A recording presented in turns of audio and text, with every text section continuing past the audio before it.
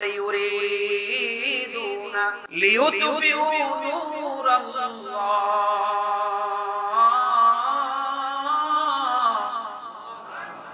بأفواههم والله متم نوره ولو كره المشركون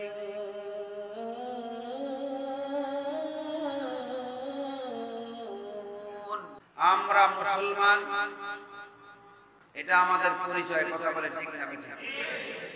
আমাদের ধর্মের নাম ইসলাম, আর আল্লাহ রাব্বুল আলামিনের কাছে সবচেয়ে মনোনীত ধর্মের নাম ইসলাম। কিছু কিছু মানুষ ইসলামের নাম শুনতে চায় না। ইসলামী নিয়ম কানুন, ইসলামী তাহাজিব তামাদ্দুন আমাদের ব্যক্তি জীবনে, পারিবারিক জীবনে, সামাজিক জীবনে, রাষ্ট্রীয় জীবনে ইসলামকে কায়েম করতে হবে। কথা বলে ঠিক না? পারিবারিক কথা বললে কেউ বিরোধিতা করে না, ব্যক্তি জীবনে ইসলাম প্রতিষ্ঠা করার কথা বললে কেউ বিরোধিতা করে না, একটু ব্যঙ্গ করে, মৌলবাদ বলে আমাদেরকে। সামাজিক ভাবে বললেও অত একটা বিপদের সম্মুখীন হতে হয় না। যখনই আমরা বলি দেশে রাষ্ট্রীয়ভাবে ইসলামী হুকুমত কায়েম করতে হবে, তখন এই এক শ্রেণীর মানুষের মাথা গরম হয়ে যায়। কথা ঠিক না? এরা রাষ্ট্রীয়ভাবে ইসলামকে দেখতে, আপনারা কি তাদের মতো নাকি? আপনারা ইসলামকে রাষ্ট্রীয়ভাবে দেশে ইসলামী হুকুমত কায়েম হোক আপনারা চান? কারা কারা চান হাত উঁচু করে আল্লাহকে দেখান। লিল্লাহি তাকবীর। আল্লাহ কবুল করুক। জোরে বলেন আমিন।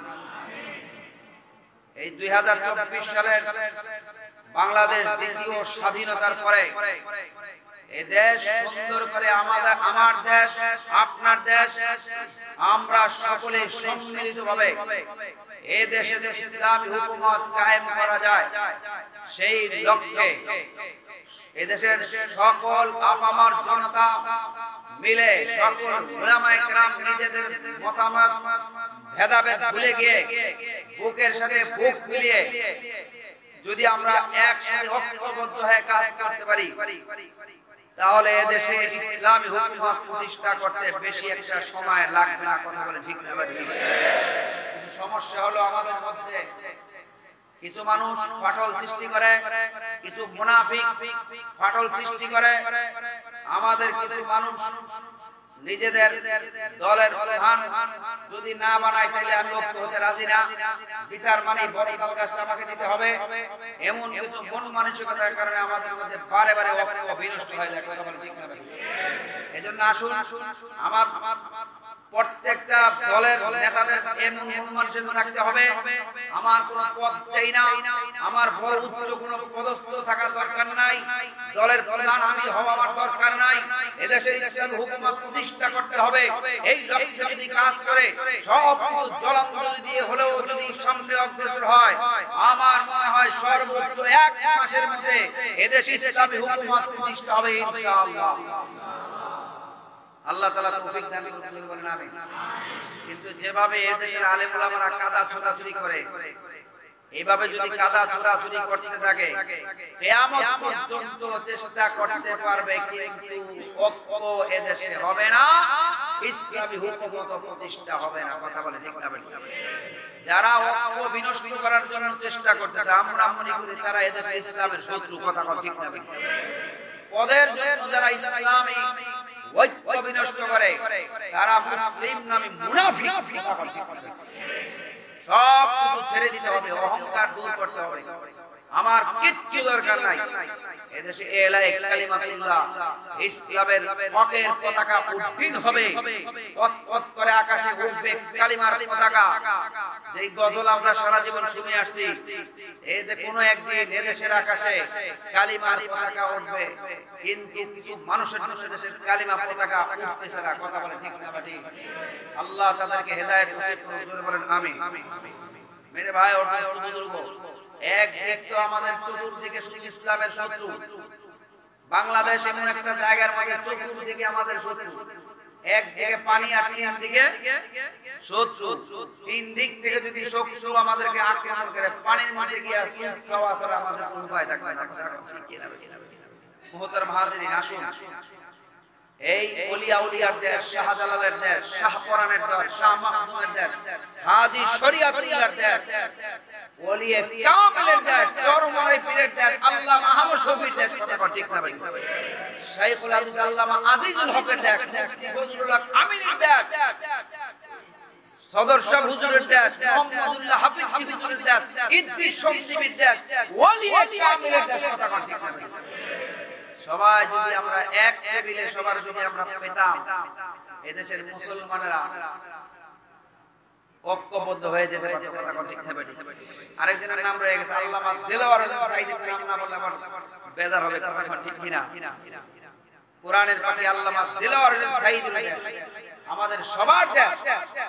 এদেশে ইসলামী হুকুমত প্রতিষ্ঠা করার জন্য আমাদেরকে ঐক্যবদ্ধ হওয়া লাগবে। যে কথা আল্লাহ রাব্বুল আলামিন তার কোরআনের ভাষায় বলেছেন, ওয়াতাসিমু বিহাবলিল্লাহি জামিআ,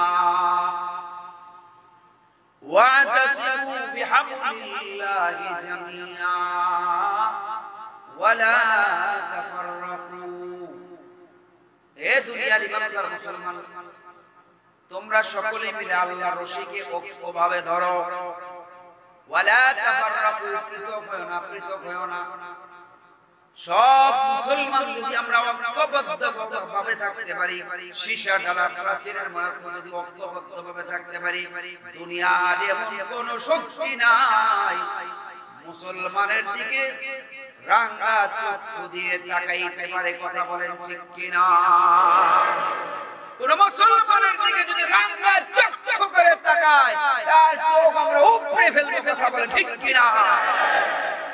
আফসোস, মুসলমানদের ঐক্য হয় না। অনেক দোয়া করি আমরা, আল্লাহ মুসলমানদের কাছে ঐক্য হওয়ার তৌফিক দান করুন। সম্মানিত হাজিরিন, রাসূল আকরাম সাল্লাল্লাহু আলাইহি ওয়াসাল্লামের যুগেও কিছু মানুষ এই ঐক্য চাইতো না এবং তারা ইসলামকে ভালোবাসতো না। আমার এই দেশেও কিছু মানুষের নামধারী মুসলমান, এরা এদেশে হুকুমত চায় না। এদেশে মোল্লা মুন্সিদ দাড়িওয়ালা টুপিওয়ালা, আফগানিস্তানের মতো বড় বড় পাগড়ি বাইন্দা বঙ্গভবনে, সংসদ ভবনে একজন স্পিকার হবে, চারজন হুইপ হবে, 300 সংসদ সদস্য হবে। এরা ইসলামের কথা বলবে, কালিমার কথা বলবে, কোরআনের কথা বলবে, রাসূলের সুন্নাতের আদর্শের কথা বলবে। এটা তারা বরদাশত করতে পারে না, কথা ঠিক না বেঠিক? কারা কারা দাড়িওয়ালা টুপিওয়ালা এই দেশের সংসদে যাক চায় না, এই প্রসঙ্গে আমি 5টা পয়েন্ট আপনাদের সামনে তুলে ধরব, তারপরে সামনে অংশ করব ইনশাআল্লাহ। এই বয়ান আপনাদেরকে গত বছর আমি শুনাইছি, পুরান বয়ান নতুন করে আপনাদের সামনে আবার আমি তুলে ধরছি। 5 শ্রেণীর মানুষ তারা ইসলামকে চায় না। কয় শ্রেণীর মানুষ? ভালো করে লক্ষ্য করেন, একটা হাতের আঙ্গুল কয়টা? 5 শ্রেণীর মানুষ তারা এদেশে ইসলামী হুকুমত, এটা মক্কাতেও ছিল, এটা মদিনাতে ছিল, গোটা 1450 বছর আগেও ছিল, 1450 বছর পরেও এদের উত্তরসূরিরা এসে এখন তারা রমজে রমজে প্রবেশ করে। এরা এদেশে ইসলামী হুকুমত চায় না, এরা কোরআনের আলোকে নির্ভাবিত করার জন্য চেষ্টা করে, কথা বলে ঠিক কিনা? আল্লাহ বলে, যতই নির্ভাবিত করার জন্য চেষ্টা করো না কেন, এই কোরআন নাযিল করেছি আমি আল্লাহ, এই কোরআন সংরক্ষণ করব আমি আল্লাহ, এই কোরআনের আলো দিয়েছি আমি আল্লাহ। এটাকে যতই তুমি ফুৎকার দাও না কেন, ফুৎকার দিয়ে তোমার দাড়ি পড়বে, তোমার ঠোঁট পড়বে, কিন্তু আল্লাহর কোরআনের কিছু হবে না, ইসলামের কিছু হবে না, কথা ঠিক না ঠিক? আল্লাহ বলে, ইউরিদুনা লিইউতফিউ নূরাল্লাহ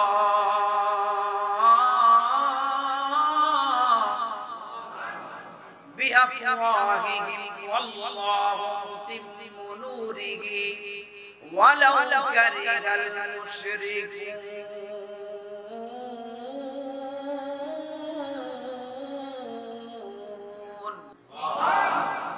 আল্লাহ রাব্বুল আলামিন বলেন, হে দুনিয়ার মানুষ, আমি আল্লাহ রাব্বুল আলামিন নূরের বাতি জ্বালিয়ে দিয়েছি। এই বাতি নিভানোর জন্য কিছু মানুষ ফুৎকার দেয়।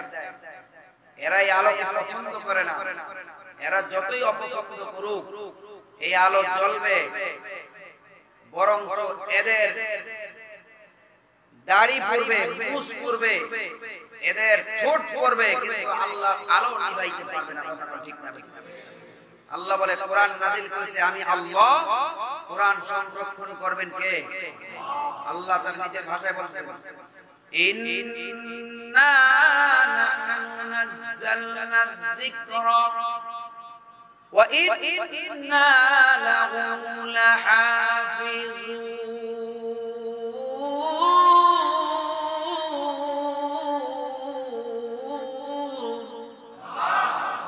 কোরআন নাযিল করেছে আমি আল্লাহ, কোরআন হেফাজতের দায়িত্ব স্বয়ং কার হাতে? আল্লাহর হাতে।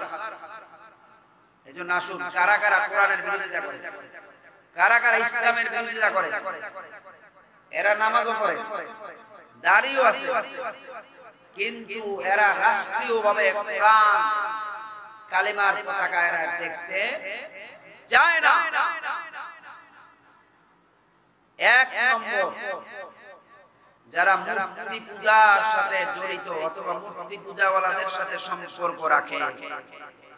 একটা লোক নিজেরা মূর্তি পূজা করে না, কিন্তু এদের সাথে কি আছে? সম্পর্ক আছে। হিন্দুদের দুর্গা পূজার সময় এরা গিয়া ভাষণ দেয়, তোমাদের দুর্গার কাছে বইলেও আমাদের জন্য একটু সুনজরে তাকায়। এরকম নেতা নেত্রী এদেশের জনগণ আমরা দেখতে পেয়েছি বিগত আমলে। কথা ঠিক না ঠিক?